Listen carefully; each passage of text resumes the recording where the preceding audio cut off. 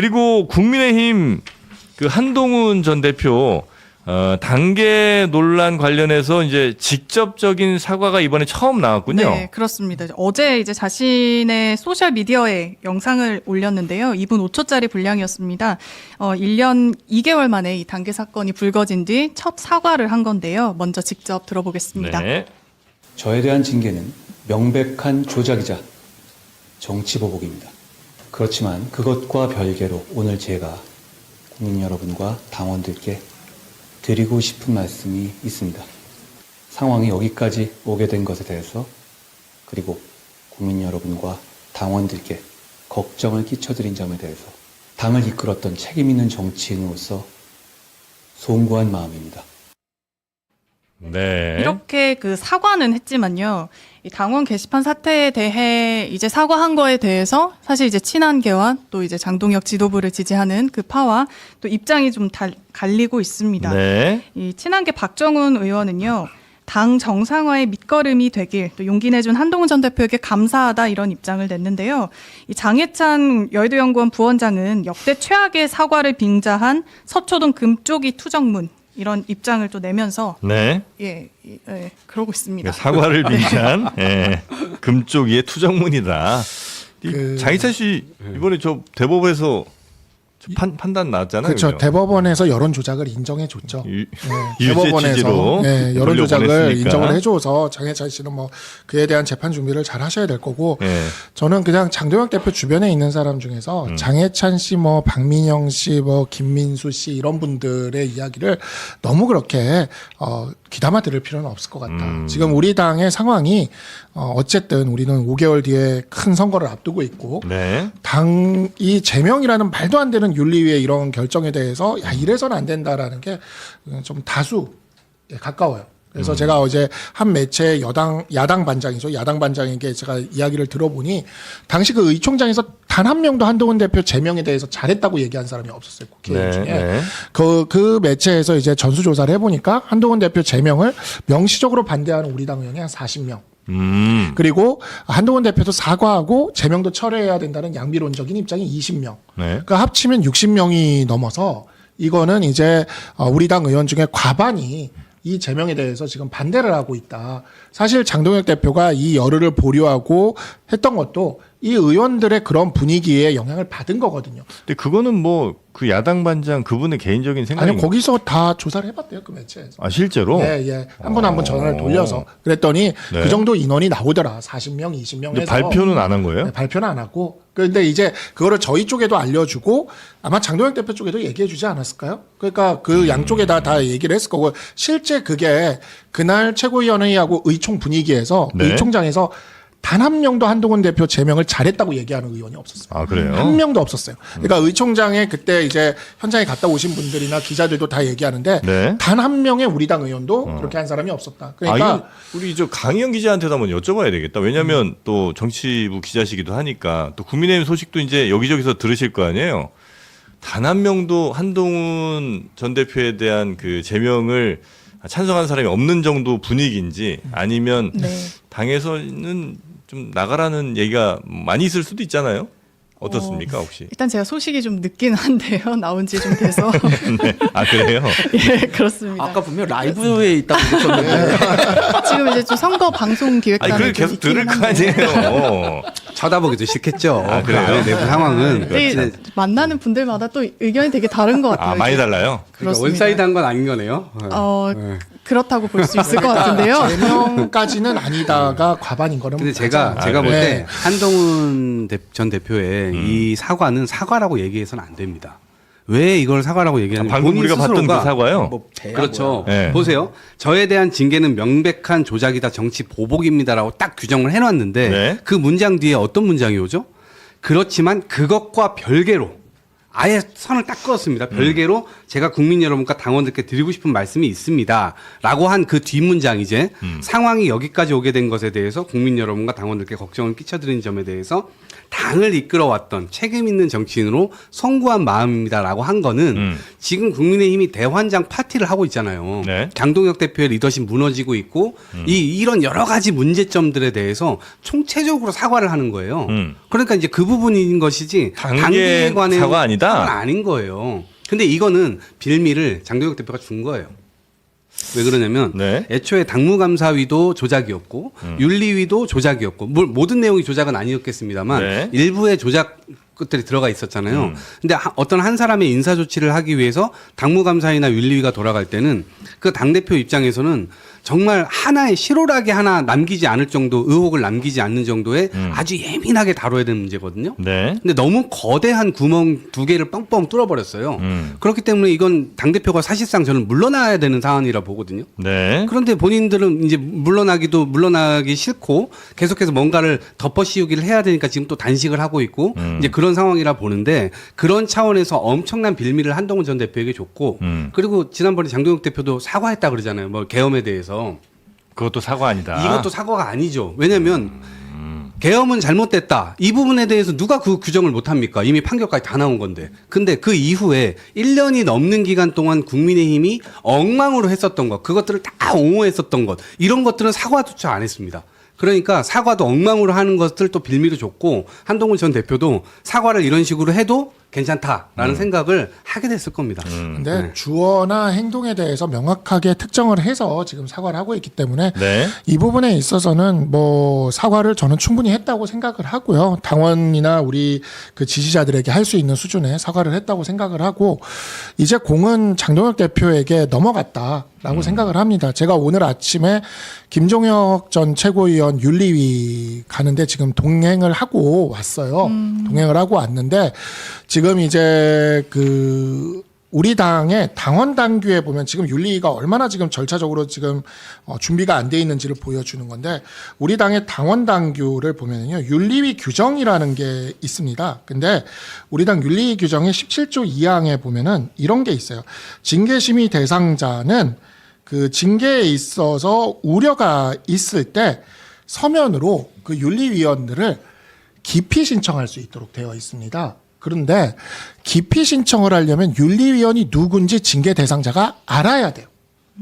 근데 김종혁 최고위원에게 윤리위원이 누군지를 알려주질 않고 있어요.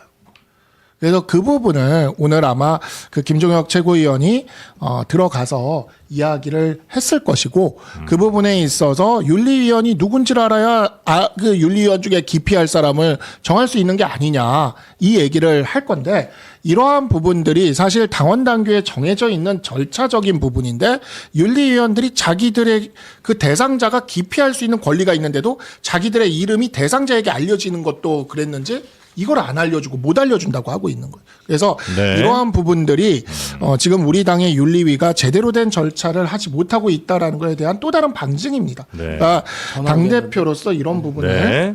정확하게 짚어야 됩니다. 전화 오겠어. 당에서 매우 또 중요한 일일 텐데 많은 분들이 관심이 별로 좀 없을 것 같아서 중요하긴 하죠. 예, 마음이 좀 아프네요. 한동훈 대표 사과 부분으로 돌아가서 네. 얘기를 좀 하자면요. 일단은 공을 넘겼다. 예, 공을 넘기긴 넘겼는데 공을 좀 무슨 사비나 이니에스타처럼 좀 제대로 넘겨주든가 이거는 찜찜하게 좀 넘겨주는 기분이에요. 아, 패스가 좀 시원찮았다. 예, 이렇게 되면은 뭐 슈터링 기분이죠. 그래서 이 부분에 대해서 명확하게 슛인지 센터링인지 알 수 없다. 슛인지 센터링인지 알 수 없다. 하늘 위로 그냥 차는 그래서 거죠. 이거에 대해서 명확하게 장동혁 대표가 이제 그럼 장동혁 대표가 손을 잡아야 된다라고 네. 이야기하기에도 조금 애매한 부분이 있어요. 왜냐하면은 자 우리가 사과를 하면요 항상 정치는 두 가지식으로 얘기하는 거예요. 그래서 먼저 죄송합니다. 제가 미안합니다. 그런데 제가 억울합니다. 이렇게 가면 이 이야기를 좀 하겠어요. 근데 그게 아니라 처음부터 저에 대한 징계는 조작입니다. 이렇게 시작을 해버리면 듣는 사람들이 이게 사과야? 이렇게 생각할 수 있어요. 그래서 저는 이 사과의 그런 부분은 사실은 지난번 라디오에 나왔을 때 한동훈 대표께서 이거 가족들이 쓴 게 맞다. 나에게 돈을 던져라. 이게 너무 깔끔했거든요. 그러니까 인정할 때 이렇게 했어요. 이제 거기서 그냥 맞아. 끝냈었으면 맞는 말씀인가? 달라졌어요. 예. 근데 요번 사과는 그거에 비해서 좀 아예 좀 안 좋은 부분이 네. 있었다는 생각은 들고 이제 어쨌든 장동혁 대표가 이 부분에 대해서 어떻게 화답을 하느냐 그 문제인데 지금 장동혁 대표의 힘이 진짜 없대요. 그래가지고 네. 예, 지금 장동혁 대표. 예, 지금 단식이 진짜 힘들대요. 진짜 힘이 이분 없는데. 단식은 전 뭐 그냥 화면상으로 봤습니다만 약간 찐 느낌이 좀 있긴 있어요. 예, 찐이에요. 제가 봐도. 그쵸? 예. 네. 어제 우리 친한계 인사 중에 한 명이 네. 그 장동혁 대표를 만나고 왔어요. 예. 그래가지고 그 만나고 와서 저한테 얘기를 해주더라고요. 얘기를 해주는데 장동혁 대표가 요 단식을 하면 이제 물이랑 소금을 먹고 단식을 그렇죠, 하지 그렇죠. 않습니까? 네. 네, 소금을 조금 그 잘못 먹었나 봐요. 그게 처음에. 무슨 소리죠? 그러니까 처음에 소금이 좀 좋지 못했는지 소금 여러 맛이 있는 건가요? 그러니까 뭔가 좀 좋지 않은 소금을 먹은 것 같아요. 그래가지고 그게 이제 뭐 전해질 균형이 깨졌는지 뭐 이렇게 해가지고 이거 단독입니까?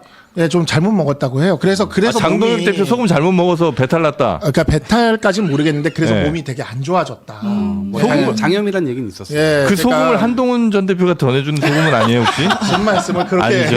예, 그 무슨 말씀? 거기서 뭐 소금을 어떻게 했겠죠? 우리 소금은 안 하시나요? 소금은 없어요. 예, 소금 편하게 네, 하시면 알겠어요. 됩니다. 이 아주 소금 찍어 소금이 먹어도 조금 맛있을 것 같아요. 잘못돼서 몸에 문제가 좀 생겼다. 그런 것 같아요. 그렇다는 얘기를 좀 그래요? 하더라고요. 그러니까 이게 단식만으로도 사실 좀 되게 힘든 건데 그 소금 때문에 그렇게 그 문제까지 생겼으면 진짜 몸이 많이 힘들 겁니다.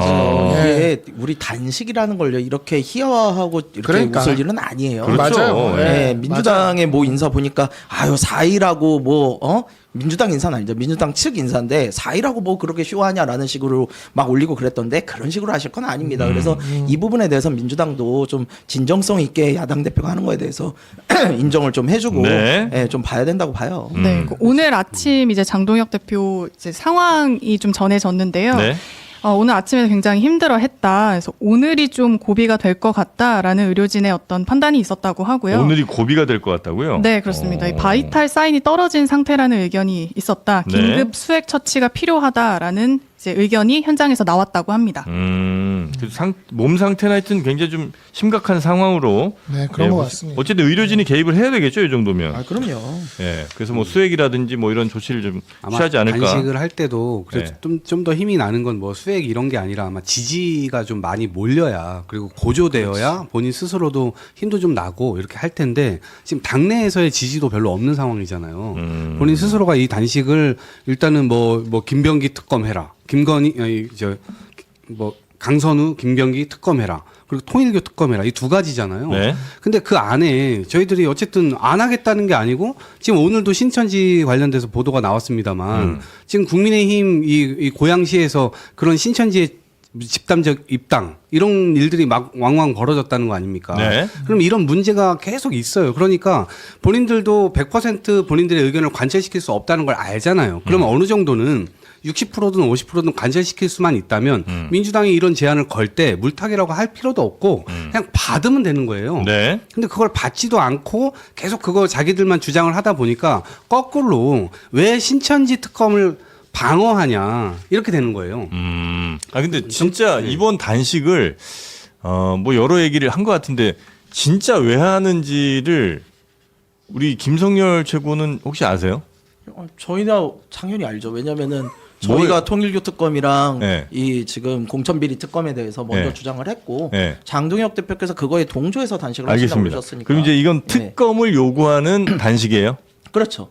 의원님 세간에서는 한동훈 전 대표 제명과 관련해서 좀 곤란한 상황이라 이제 그 자리를 좀 피한 거 아니냐 이런 얘기도 좀 있어서 이슈를 덮으려고 그랬다라는 부분에 있어서 의심을 예? 피하긴 좀 어려울 것 같아요. 하지만 적어도 지금 단식을 하는 표면적인 이유는 그 부분이니까. 그럼 단식을 지금 민주당이 받겠다는 거잖아요. 그리고 신천지도 같이 하자는 거잖아요. 그렇죠. 하자는 거예요. 하면 되잖아요. 네. 자, 그러면은 네. 아니 저는 그렇게 생각을 해요. 저는 신천지건 뭐 대순진리건 문제가 있으면 정규 유착 다 끊어내야 됩니다. 예? 실제로 필드에 나가 보면요. 이렇게 신천지나 대순진리뿐만이 아니에요. 솔직히 말씀드리면 뭐 이렇게 지방에 작은 교회 있잖아요. 그런 데서 신도 명단 들고 와가지고 한 사람당 10,000원입니다 하시는 분들이 있어요.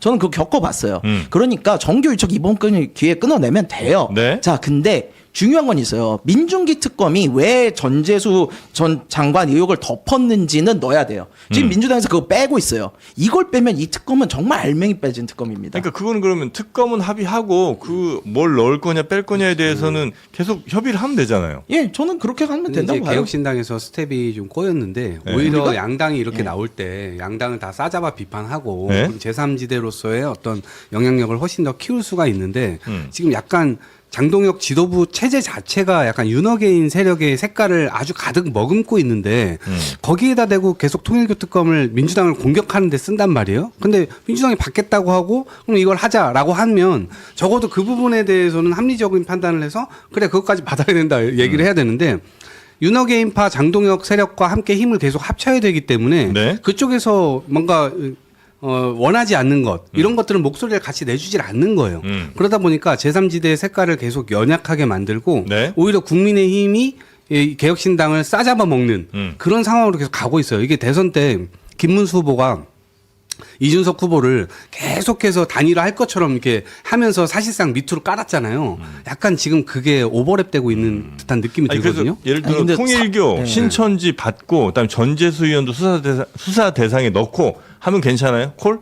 저희는 그거 괜찮아요. 예, 저는 신천지에 대해서 수사하지 말자 그런 적이 없어요. 네. 근데 사실관계를 정확하게 하셔야 되는 게 네. 민주당에서 지금 민중기 특검에 대한 이 수사 덮은 부분을 같이 특검에 넣자라고 한 적이 한 번도 없어요. 지금도 그건 분명히 반대하고 있어요. 네. 이 부분 넣으셔야 된다니까. 이게 특검의 특검 수사의 출발점이라니까요. 네. 예. 그러니까 뭐 사실 지금 특검이 필요하다는 거에 대해선 여야의 지금 개혁신당까지 모두 동의를 하고 있는 상황이잖아요. 그러니까 그 범위나 이런 것들에 대해서니까 이건 이제 진짜 정치로 풀어져야 되는 네, 네, 네, 그런 네. 문제라는 생각이 들어요. 그리고 지금 장동혁 대표가 뭐 어쨌든 당내에서 제가 뭐 장동혁 대표를 뭐 항상 저기한 건 아니지만 어제 갔다 온 분 얘기를 들어보니 진짜 건강이 많이 안 좋은 것 같아요. 지금 그거는 뭐 진짜인 것 같고 네. 이러한 상황에서 우리가 아무리 정치를 해도 한 사람의 어떤 그런 좀 그런 건강이 완전히 부서질 수 있는 그런 상황까지 하면서 정치를 할 거는 아니지 않습니까? 네. 그러니까 제가 보기에는 민주당도 지금 정무수석이 지금 이제 발표가 됐죠. 그래서 홍익표 정무수석이 먼저 좀 와서 방문을 좀 하시고 이 부분에 있어서 정치적으로 풀어가기 위한 이러한 과정들을 민주당이 지금 너무 여기에 그냥 손 놓고 있거든요. 그래서 좀 저는 그렇게 하셔야 될 때가 됐다라는 생각이 들고 네. 지금 오늘 안 그래도 송원석 원내대표가 여야 영수회담에 대한 이야기를 했어요. 네. 그러니까 그러한 방식으로 좀 정치적인 해결책을 우리가 이제 정치를 해야지 이거 2026년까지 24년에 시작해서 1년 동안 그냥 그 대결의 그 국면만 국민들한테 보여주지 않았습니까? 그러니까 이제 좀 정치를 할 때가 된 게 아닌가라고 네. 이제 생각합니다. 배현진 의원이 의미심장한 글을 올렸어요. 길게 올렸던데 아버지가 누워 계시면 아버지의 건강만 잃는 게 아니다. 지금 지방선거에 나가려고 하는 후보자들 지금 속이 타들어가고 있는데 제대로 된 거를 해결도 하지 못하면서 당 밖에 나가가지고 그런 식으로 하고 있는 게 맞냐. 그러니까 당 내부에서도 이런 비판적 목소리들이 계속 있기 때문에 장동혁 대표가 아마 사면 초과 상황일 겁니다. 네. 당무감사위 윤리위 그거 엉망으로 해놓고 지금 본인 스스로가 이걸 피하려고 하다 보니까 오히려 물타기가 지금 안 되고 있는 국면이에요. 내부에서 오히려 단일된 목소리로 내줘야 되는데 배현진 같은 분들이 지금 국민의 시각에서 지금 이걸 보고 있는 거 아닙니까? 네. 그런 거부터 좀 정리를 하셨으면 좋겠어요.